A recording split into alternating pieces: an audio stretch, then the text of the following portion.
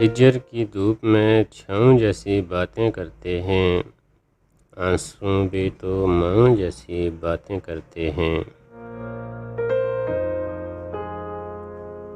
रास्ता देखने वाली आँखों के अनहोने ख्वाब प्यास में भी दरियाओं जैसी बातें करते हैं।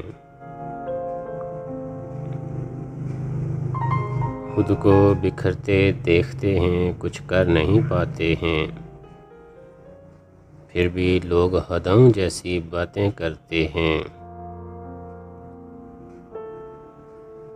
एक ज़रा सी जोत के बल पर इंतजारों से बेर पागल दिए हवाओं जैसी बातें करते हैं।